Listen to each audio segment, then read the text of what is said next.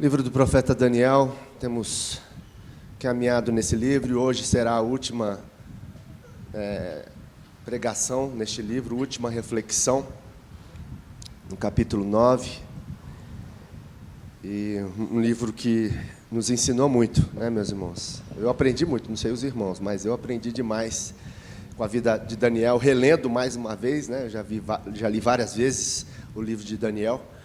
E, mais uma vez, pude ler e estudar também essa palavra maravilhosa para os nossos dias, né? Extremamente importante para os nossos dias.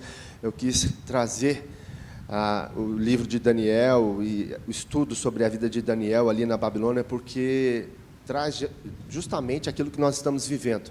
Nós estamos vivendo uma Babilônia moderna, né? Essa aqui é a Babilônia antiga que ele viveu e nós vivemos hoje numa Babilônia moderna. Vivemos no meio de um povo que adora outros deuses,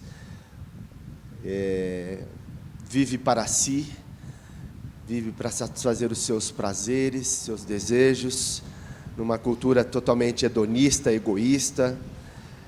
E nós estamos aprendendo muito com a vida de Daniel, esse servo do Senhor, um menino tão jovem que foi para lá, né? E ficou até seus 70 anos na Babilônia, foi por volta dos seus 16, 17 anos, e ficou até os seus 70 anos, foi fiel ao Senhor até os 70 anos. Nós vimos isso e caminhamos aqui com Daniel nesse tempo, onde nós vimos que ele foi ensinado na cultura judaica, foi ensinado pelos princípios e valores da palavra do Senhor, da Torá, e ele cai num contexto totalmente pagão, onde homens e mulheres, onde os seus reis serviam a outros deuses que não era o Deus Todo-Poderoso, o Deus de Israel. E nós aprendemos muito a como viver neste mundo com a vida de Daniel. Nós aprendemos aqui a ter uma agenda para a nossa vida e uma missão. Vimos isso na vida de Daniel. E para nós entendermos o que acontece daqui para frente, o porquê aconteceu isso na vida de Daniel e do povo de Israel, nós temos que voltar a 1000 anos atrás, antes de Daniel. Mais ou menos 1000 anos atrás, para entendermos o porquê que Daniel, porquê que o povo de Israel foi escravizado aqui pelo Império Babilônico. Nós voltamos lá em Abraão, no seu chamado, no capítulo 12, onde nós vemos que Deus escolhe um homem chamado Abrão, até então, ele muda o nome de Abraão, porque aí ele seria pai de muitos, e ele dá essa promessa a ele, de que ele seria pai de muitas pessoas, a descendência dele seria como areia do mar, as estrelas do céu. Ele fala, Deus até fala para ele, olha para o céu, está vendo as estrelas? As estrelas, você consegue contar? Né? Essa vai ser a sua descendência. Então, nós estamos fazendo parte da descendência de Abraão. É isso, dessa história que começou lá em Abraão. Então, ele tem um chamado e tem uma missão para que, a partir de Abraão, o povo de Deus seria, então, escolhido para viver segundo as suas promessas. E aí, nós vemos que, depois dessa promessa feita a Abraão cresce, tem ali as suas gerações, ela vem, e nós vemos ali os patriarcas, né, que são Abraão, Isaque e Jacó. Se cumpre realmente a promessa de Deus nos patriarcas, nesses homens que foram escolhidos por Deus, da descendência de Abraão. E nós vemos ali que, no final do capítulo, no final do livro de Gênesis, nós vemos a última descendência de Jacó, dando a sua descendência José, que foi o rei do Egito. Né? A gente fala que é o rei do Egito, né? Ele foi um dos governantes, o segundo homem mais importante do Egito. E ali o que acontece?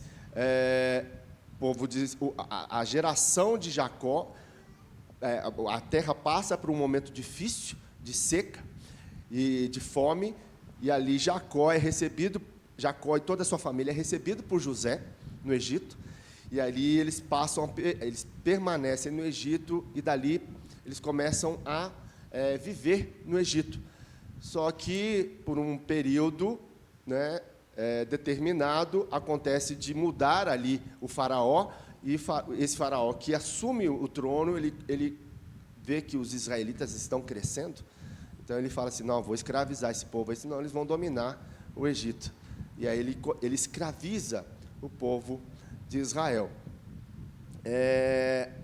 E aí fica escravizado, então, o povo de Israel no Egito durante 400 anos. 400 anos eles se tornam escravos de Faraó no Egito. E aí nós vemos que Deus levanta Moisés para tirar o povo do Egito.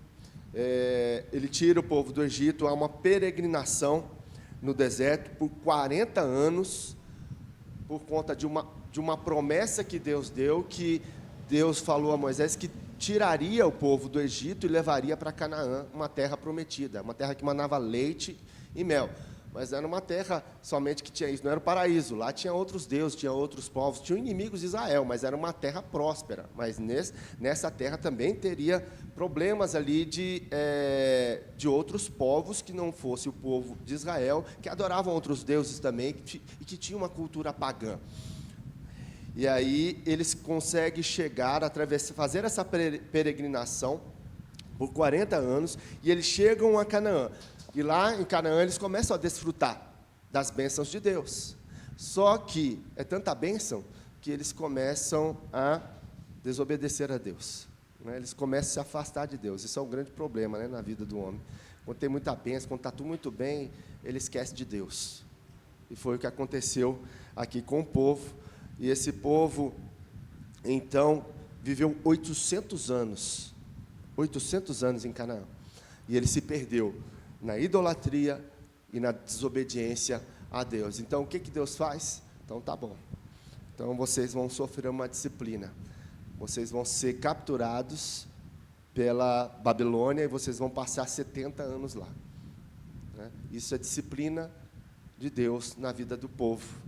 Porque Deus disciplina aqueles que Ele ama. Né? E o povo ficou aí 800 anos em Canaã.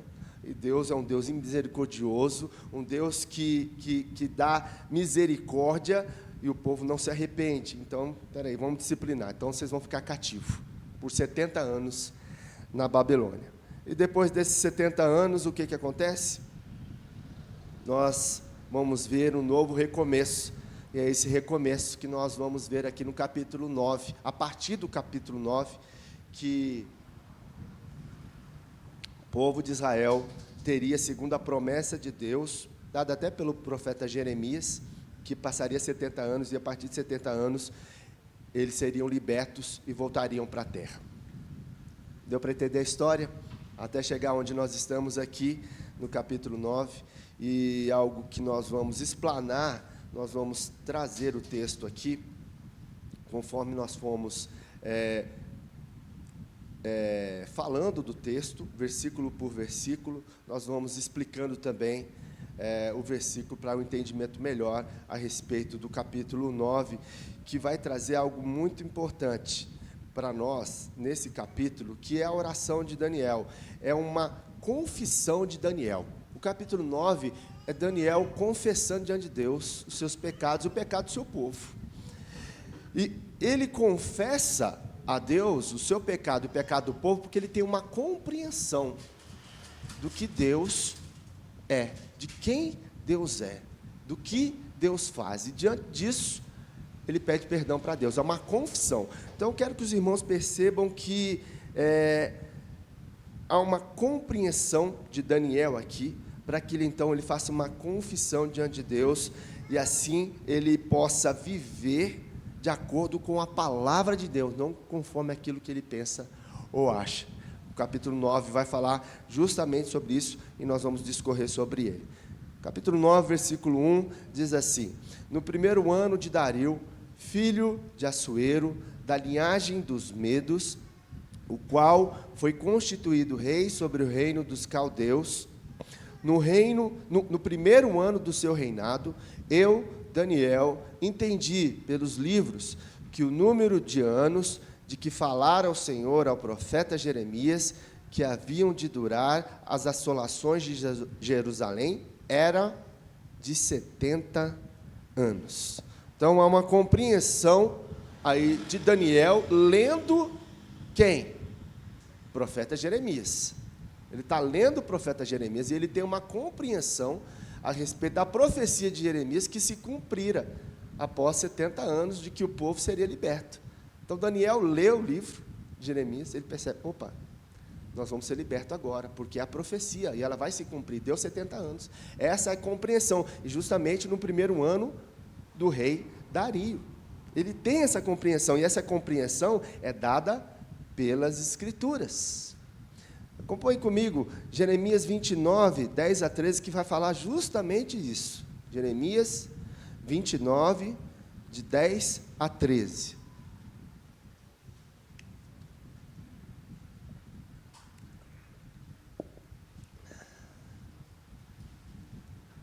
Diz assim: assim diz o Senhor, logo que se vê cumprirem para a Babilônia 70 anos, atentarei para vós outros e cumprirei para convosco a minha boa palavra, tornando a trazer-vos para este lugar. Eu é que sei que pensamentos tenho a vosso respeito, diz o Senhor, pensamentos de paz e não de mal, para vos dar o fim que desejais. Então me invocareis, passareis a orar a mim, e eu vos ouvirei. Buscar-me-eis e me achareis, quando me buscardes de todo o vosso coração. A palavra de Deus é tremenda. É perfeito. Está vendo como é que o nosso Deus é perfeito, meus irmãos? Daniel estava lendo o profeta Jeremias, que era contemporâneo dele. Jeremias era o profeta de Israel na época de Daniel.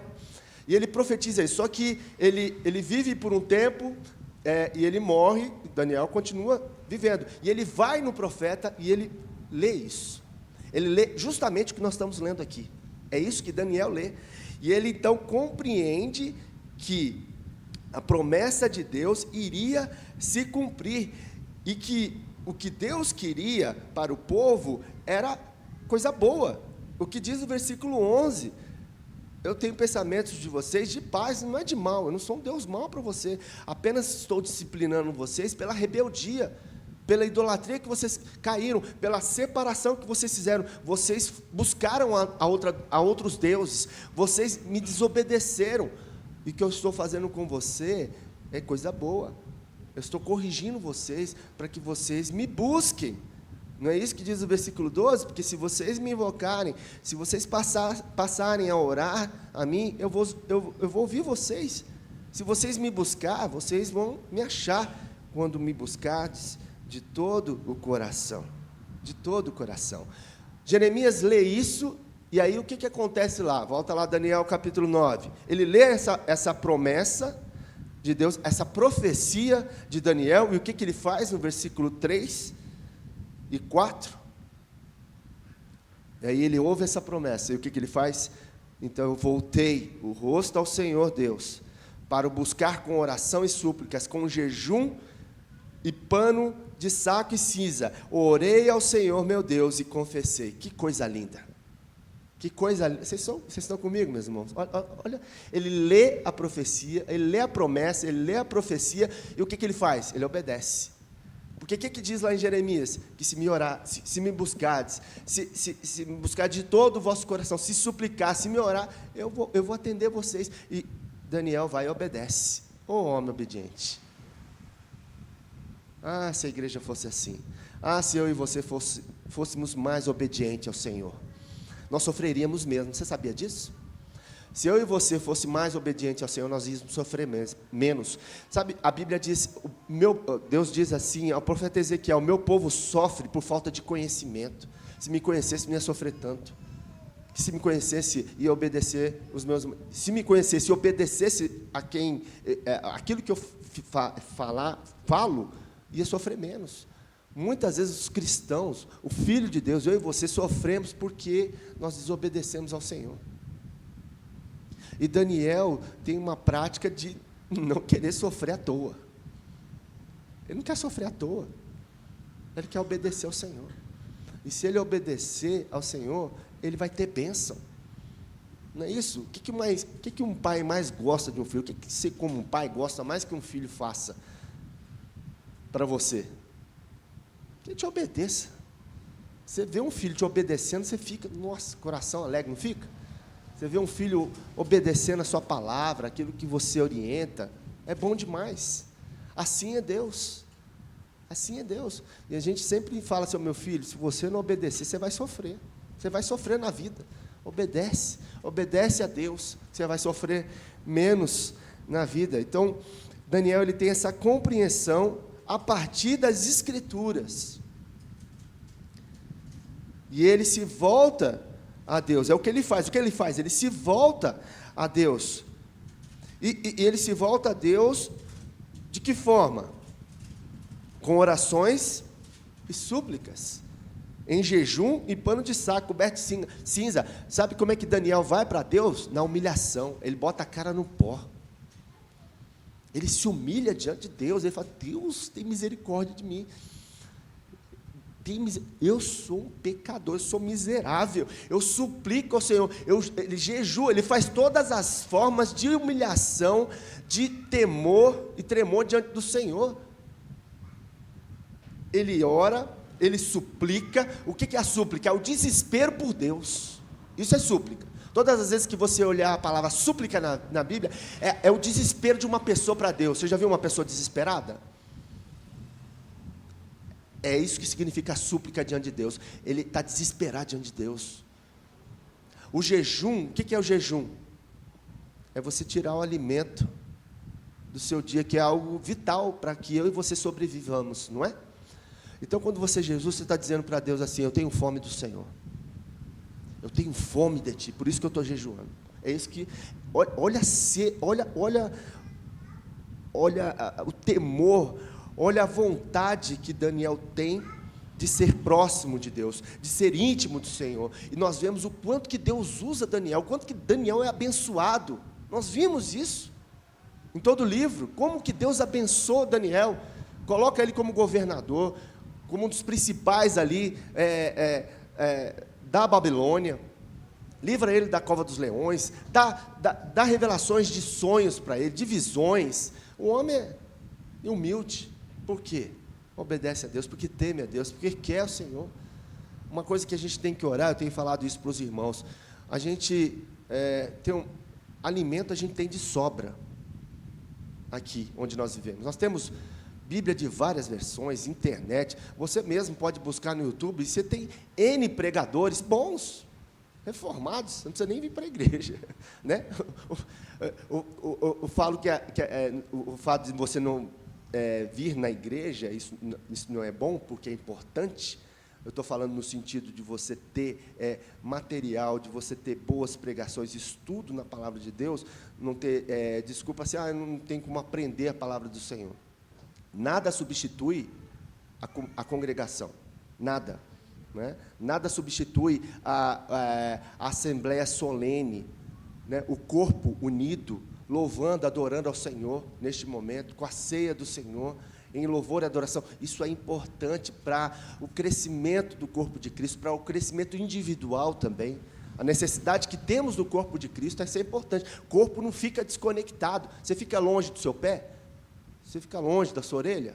Deixa a orelha, fica aqui um pouquinho aqui, escutando aqui, a outra pessoa que eu não aguento mais escutar ela, e eu vou para o outro lado. Não tem, é tudo junto. O corpo é assim, meu irmão. Tem uns irmãos que você não... é difícil, enrosca ali, agarra aqui, mas tem que conviver, gente, faz parte. É isso que nós precisamos entender, porque gera crescimento no corpo de Cristo, porque nós estamos aqui e com os nossos dons e talentos, nós edificamos uns aos outros. O dom que você tem ou não tem, você edifica a minha vida, e assim por diante, e a gente aprende uns com os outros, e assim nós vamos vivendo na presença do Senhor, e vamos sendo edificados pelo próprio Cristo, através do Espírito Santo que age na igreja.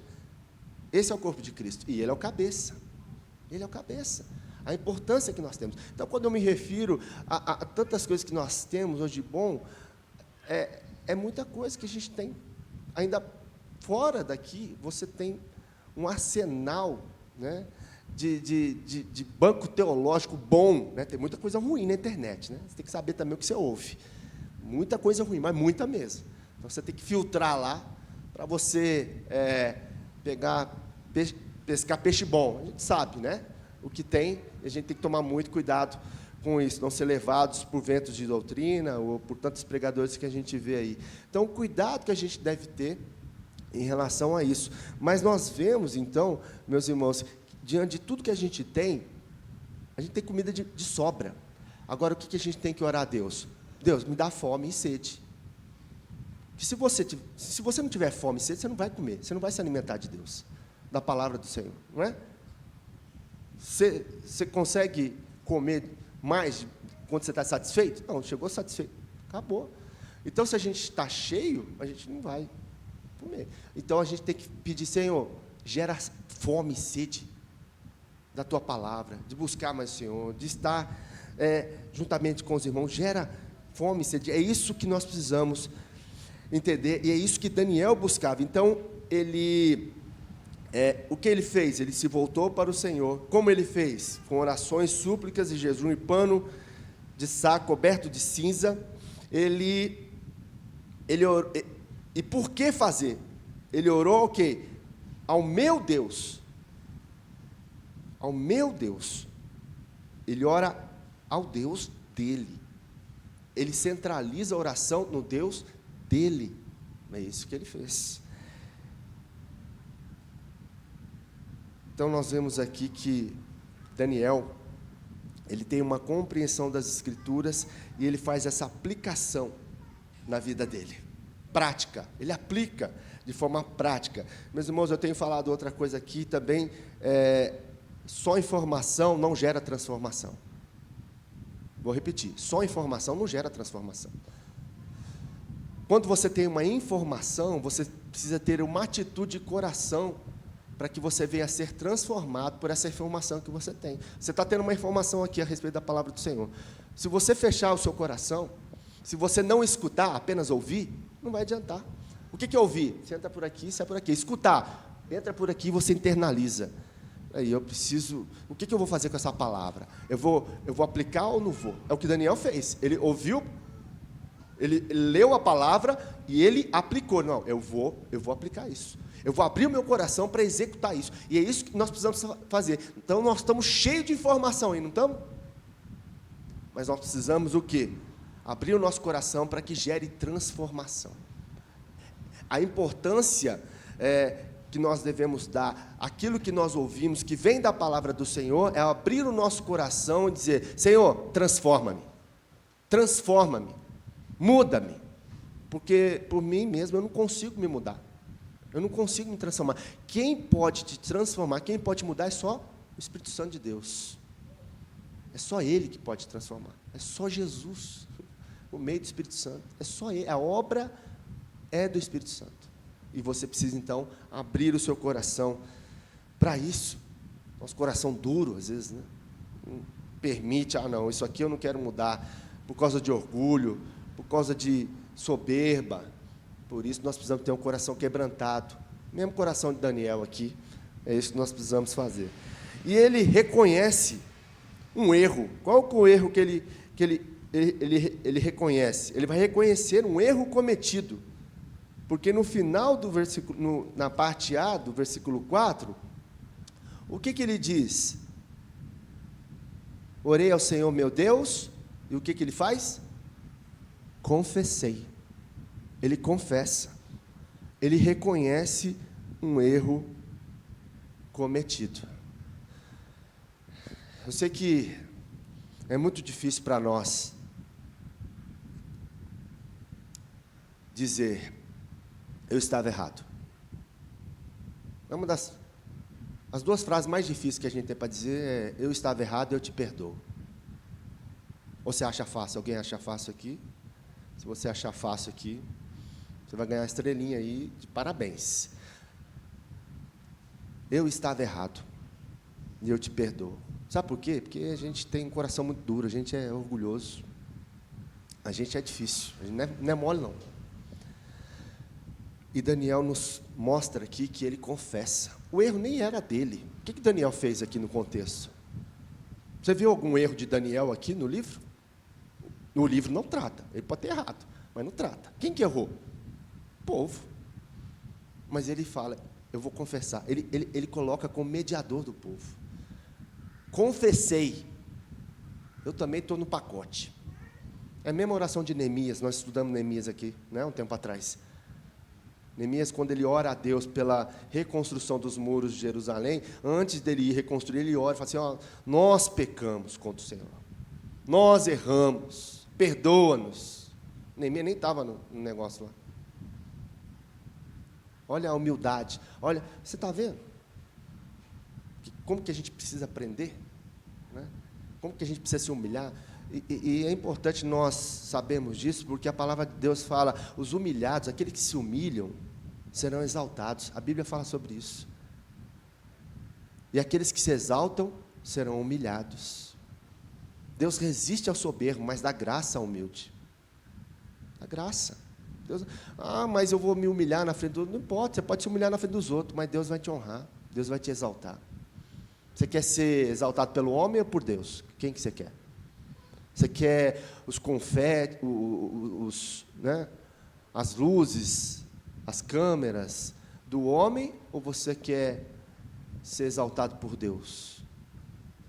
Tem um monte de gente aí que está querendo pelos homens. E a gente às vezes olha para esse mundo e vê as pessoas sendo exaltadas pelo próprio homem, a gente, eu queria isso, eu queria ter essa fama, eu queria ser reconhecido. Daniel não tem isso. O cristão, ele tem que ser reconhecido pelo Senhor. Deus vai te honrar. Faz o seu serviço com excelência. Confesse seu pecado. Se coloca ali, mesmo mas não fui eu que fiz isso. Isso não é justo, né? Eu não tenho culpa nisso. Confessa, meu irmão. Deixa para lá. Não vale a pena, não. É uma coisa que a gente tem que aprender, como que isso é difícil para nós. Como que é difícil. E como que a confissão, ela liberta, né? A confissão, ela liberta. Uma coisa que eu tenho aprendido, né? É uma lição difícil para mim também, né? É confessar, é reconhecer o erro diante de Deus e diante das pessoas. Isso é muito difícil para mim. Muito difícil. Por causa do orgulho, por causa do meu egoísmo, da minha prepotência. E é o que a gente precisa sempre, sabe por quê? Porque se a gente não reconhecer isso, a coisa não caminha. As relações, elas travam, você sabia disso? Quando não há perdão nos relacionamentos, trava casamento, relação com o filho, com o pai, no trabalho, trava tudo a sua vida. A coisa não desenvolve, fica azedo, patina, não vai, Deus não abençoa. A coisa não desenvolve. Por isso que Daniel, ele sabe disso, e a primeira coisa que ele faz, ele ora, ele clama, ele jejua, e ele diz, eu confesso. A confissão, ela é algo importante diante do Senhor. Foi até a oração que Jesus nos ensinou, né? Nós devemos confessar. A Bíblia fala que nós devemos confessar os nossos pecados uns aos outros. Para quê? Para sermos curados. A confissão, ela cura a nossa alma. Quando eu confesso, eu estou tendo benefício com isso. Não é o outro. Mas o outro, deixa o outro. Confessa. Quando você confessa, você está sendo curado. Você está tirando uma tonelada de cima dos seus ombros. Mas você quer carregar. Não, eu não. Aí você fica carregando aquele peso. Coração duro. Mas me machucou. Mas... Confessa. Você não se justifica. É isso que nós precisamos aprender, né? O pecado a gente não justifica. Quando a gente começa a justificar pecado, já pode parar, nem precisa ir mais, né? Mas, né, fulano de tal fez isso, o mais já, né, começou a justificar, já não serve.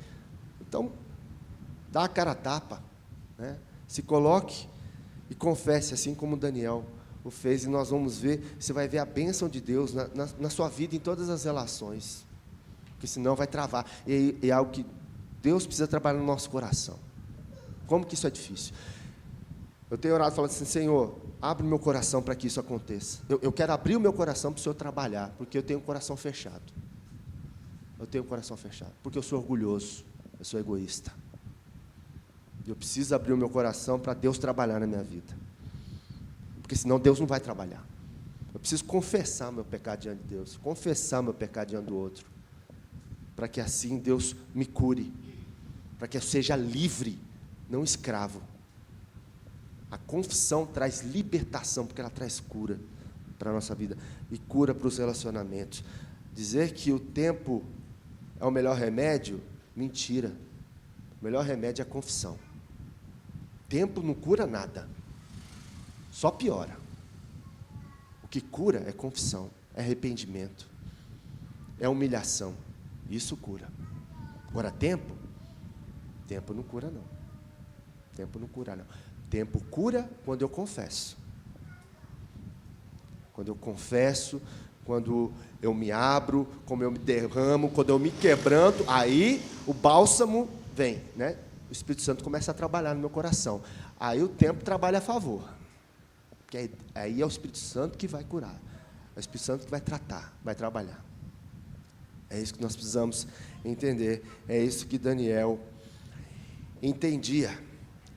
Aí a parte B do versículo, depois que ele confessa, ele vai confessar, né? E ele disse, olha a oração de confissão dele.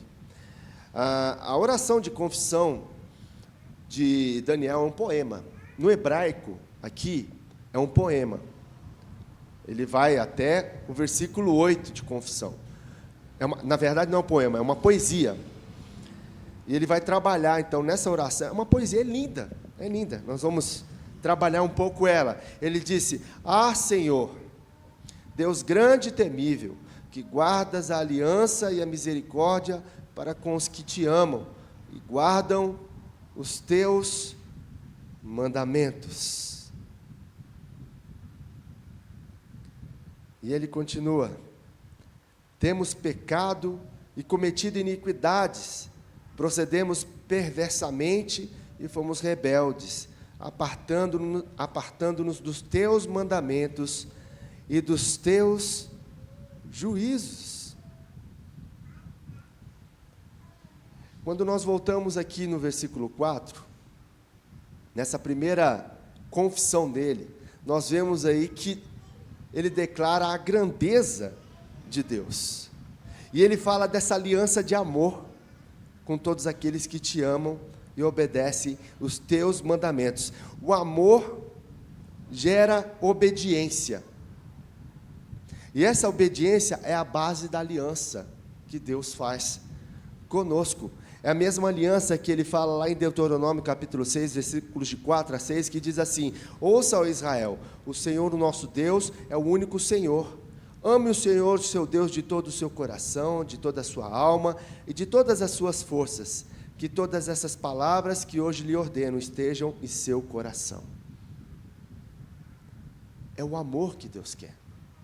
O amor que Deus quer gerar em nossos corações para que nós venhamos a obedecê-lo. Essa é a parte da aliança do Senhor, é a base da aliança do Senhor. O que diz também lá em João, capítulo 14, versículo 21, texto bastante conhecido nosso, que diz assim, quem tem os meus mandamentos e lhes obedece, esse é o que me ama. E aquele que me ama será amado por meu Pai, e eu também o amarei, e me manifestarei a Ele. Eu me revelarei a Ele. Essa é a base da aliança do Senhor, é o amor. Quem tem os meus mandamentos, me obedece. E se você me obedece, você me ama. Você me ama. E você então será amado pelo meu Pai. E eu também vou te amar, e vou me revelar a você, eu vou me manifestar a você. Que coisa linda. Olha só, obedecer é bom ou não é? Olha só, os frutos da obediência. Os frutos da obediência são os melhores frutos a serem colhidos. Da desobediência, nós vemos lá em Deuteronômio 28 também, os frutos da desobediência. Nós vemos os frutos da obediência e da desobediência lá. Depois você, em casa, você medita lá em Deuteronômio 28, você vai ver lá os frutos, né, bons e ruins, os frutos bons da obediência e os frutos maus da desobediência. Olha que coisa linda. Olha que coisa linda. Certa vez um pastor falou a respeito, ele teve um insight muito interessante em relação ao seu filho. nessa questão de amor e obediência. Ele contando um dia, eu não lembro o nome dele agora, eu vi numa pregação que ele falou sobre isso, ele falou sobre esse fato que aconteceu com o filho dele pequenininho, aí foi brincando com ele, subiu no sofá, e a hora que ele subiu no sofá, ele ficou maior que o pai. Ele falou: papai, será que quando eu tiver desse tamanho aqui, eu não vou precisar obedecer mais o Senhor, né? Aí o pai, na hora, teve um insight. Meu filho, se você me amar, você vai continuar me obedecendo. Se você me amar, você vai continuar obedecendo. É lógico que nós sabemos que quando crianças, né, a gente manda, tem que obedecer, né? Não tem discussão, né? O pai tem essa autoridade, mandar, tem que obedecer. Aí vai adolescência, jovem, você já vai, né? Já vai ficando mais difícil a questão de você mandar e obedecer, já vai mais no diálogo, né? Você cria o diálogo. E a partir desse momento em que há esse diálogo, os filhos, eles vão obedecer, vão ser orientados pela sua palavra, se de fato eles te amam. Se de fato amar, eles vão ouvir e vão obedecer a sua palavra. Assim é a nossa relação com Deus. A gente vai crescendo, vai desenvolvendo, e às vezes nós nos tornamos rebeldes e não mais obedientes ao Senhor.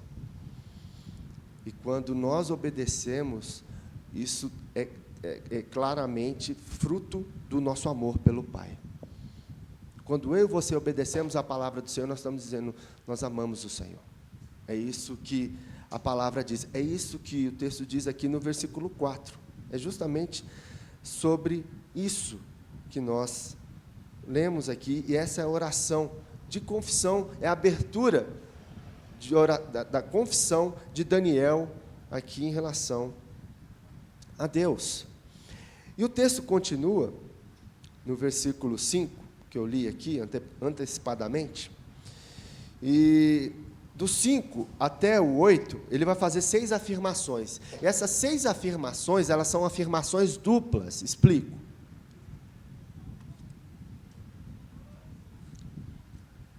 No versículo 5, temos pecado e cometido iniquidades.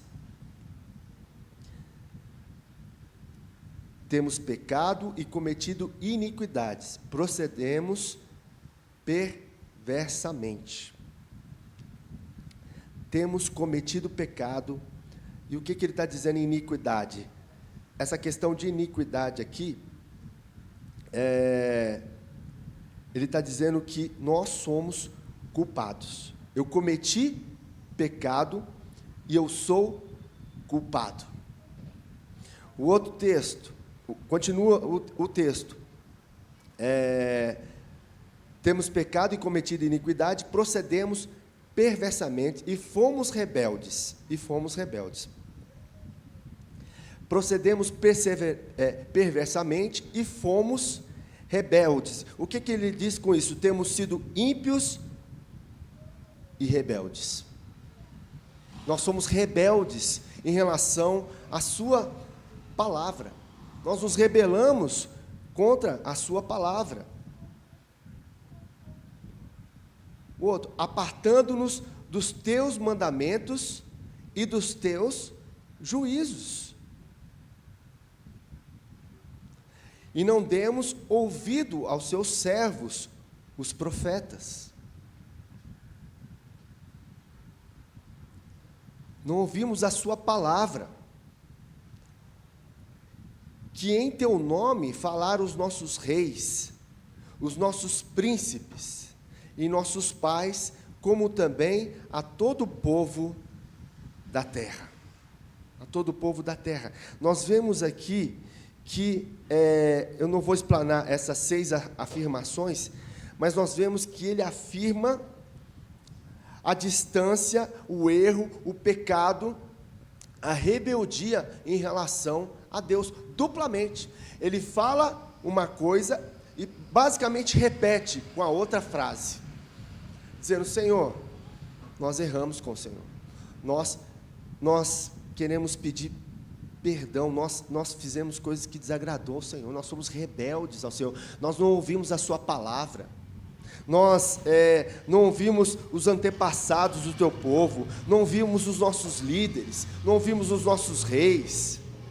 É isso que ele vai falar, ele vai reconhecer tudo isso. Não demos ouvido, nós somos rebeldes, nós somos ímpios, nós agimos como ímpios, nós fomos rebeldes. Ele coloca toda a culpa nele e no povo, ele reconhece os seus erros. Olha a confissão deste homem. E é interessante que foram 6 confissões, depois, são 6 confissões, e a 7ª confissão está no versículo 7, olha o que ele diz no versículo 7, a ti, ó Senhor, pertence a justiça, mas a nós o corar de vergonha, como hoje se vê aos homens de Judá, os moradores de Jerusalém, todo Israel, quer os de perto, quer os de longe, em todas as terras por onde os tem lançado, por causa das suas transgressões que cometeram contra ti. Ó Senhor, a nós pertence o corar de vergonha, aos nossos reis, aos nossos príncipes e aos nossos pais, porque temos pecado contra ti. Contra ti. Essa é a 7ª confissão. Ele reconhece. Ele se apresenta diante do Senhor com o quê? Com vergonha. Com vergonha. E ele frisa 2 vezes, tanto no versículo 7, no início, o corar de vergonha, e no versículo 8. Ele repete.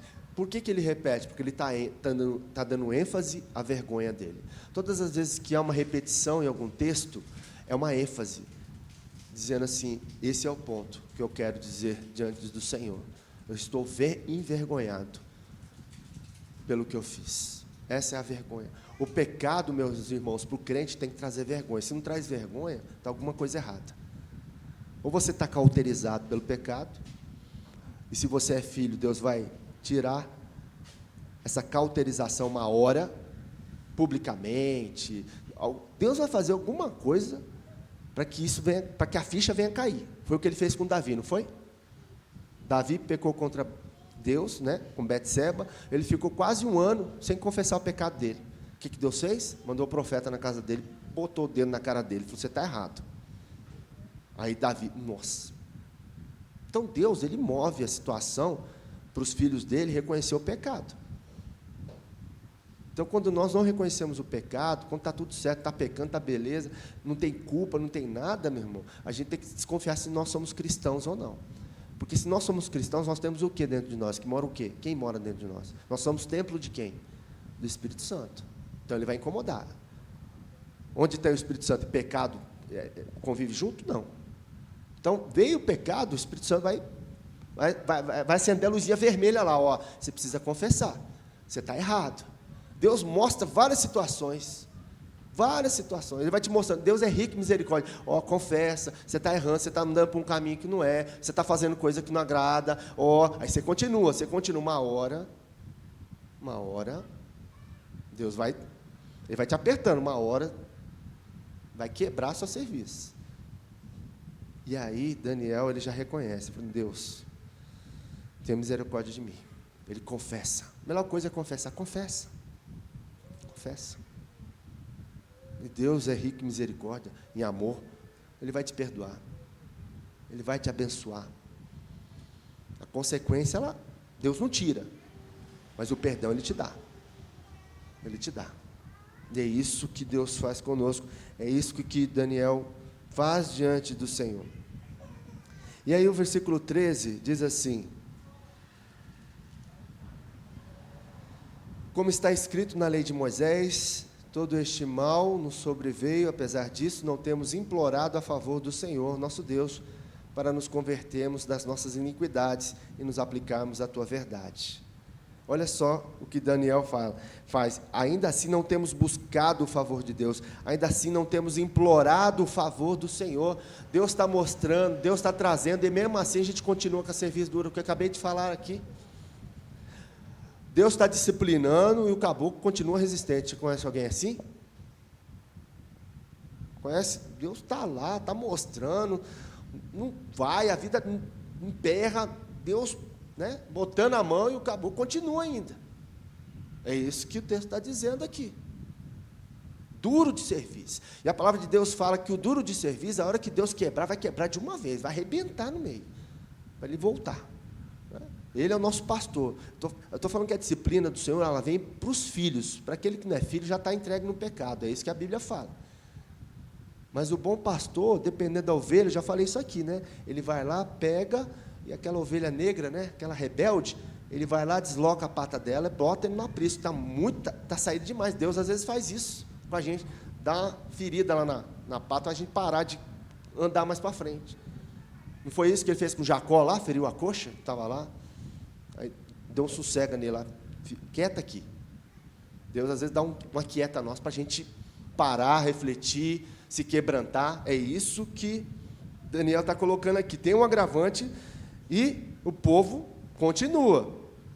Versículo 14. Por isso o Senhor cuidou em trazer sobre nós o mal, e fez vir sobre nós, pois justo é o Senhor, nosso Deus, em todas as suas obras que faz, pois não obedecemos a sua voz. Nós não obedecemos sua voz, por isso que veio a mão do Senhor. Obedece que é melhor. Obedece que é melhor. Olha só, porque ele reconhece isso no versículo 9. Volta no versículo 9. Ao Senhor nosso Deus pertence a misericórdia e o perdão, pois nos temos rebelado contra Ele. Daniel reconhece, mas sabe que Deus é misericordioso, que Deus perdoa, mesmo sendo rebelde. Deus perdoa, volta para Ele.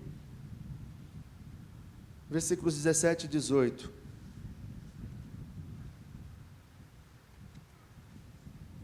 Agora, pois, ó Deus nosso, ouve a oração do teu servo e as suas súplicas, e sobre o teu santuário assolado faze resplandecer o teu rosto, por amor do Senhor. Inclina, ó Deus meu, os ouvidos e ouve, abre os olhos e olha para a nossa desolação e para a cidade que é chamada pelo teu nome, porque não lançamos as nossas súplicas perante a tua face, fiados em nossas justiças, mas em tuas muitas misericórdias. Nós vemos vários verbos aqui. Inclina o teu ouvido, ouve, abre, vê. Daniel chamando a atenção, Deus, abre, olha as tuas misericórdias, abre os teus olhos, vê o que aconteceu, olha o que aconteceu para nós, tenha misericórdia de nós, olha para nós. Senhor, olha o versículo 19, o Senhor ouve, ó Senhor perdoa, ó Senhor atende-nos e age, não te retardes por amor de ti mesmo, ó Deus meu, porque a tua cidade e o teu povo são chamados pelo teu nome. Olha só, ele se humilha diante de Deus, ele clama a Deus, ouve Senhor, perdoa. Sabe, a gente precisa fazer mais isso na nossa vida. Deus, eu estou nessa situação, tem misericórdia de mim, ouve, olha para isso. É lógico que Deus está ouvindo, é lógico que Deus está, mas Deus quer ver isso, essa disposição no coração, entendeu? Deus quer ver essa disposição no meu coração, no seu coração.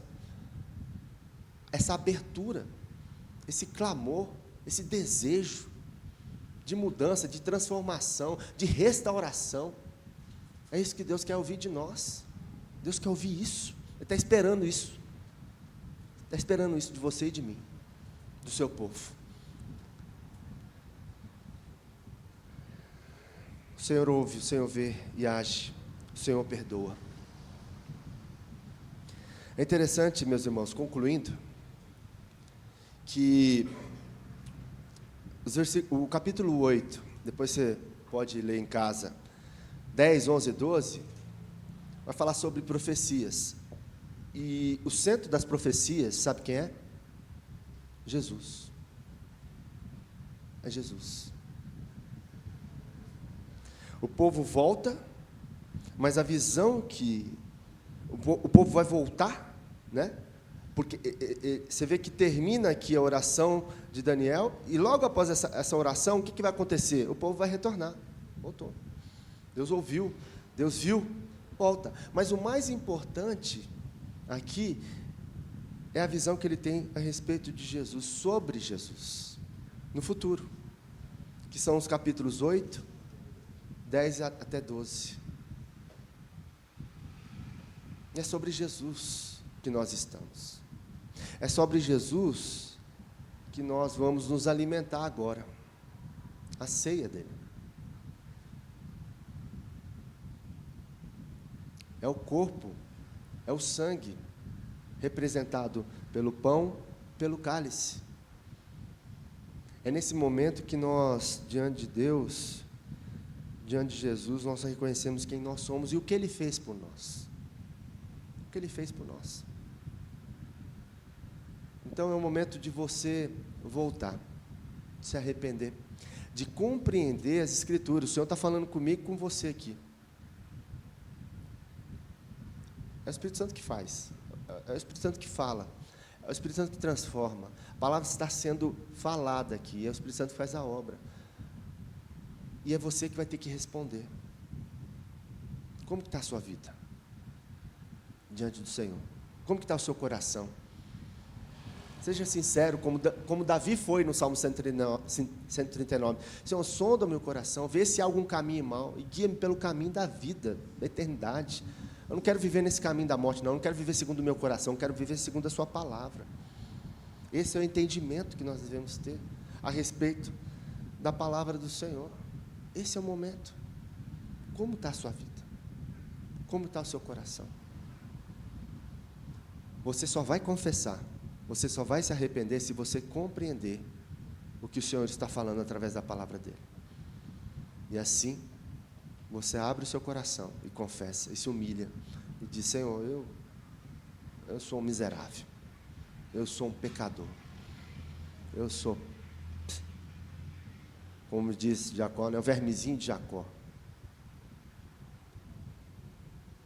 Você possa apresentar a sua vida diante dele agora. Feche teus olhos, coloque sua vida, seu coração diante do Senhor. Tudo aquilo que você escutou, que você possa ter uma atitude de mudança, de hábito, para Deus trabalhar no seu coração. Se precisa confessar, confesse, reconheça, perdoe, peça misericórdia de Deus, assim como Daniel pediu aqui, para Deus.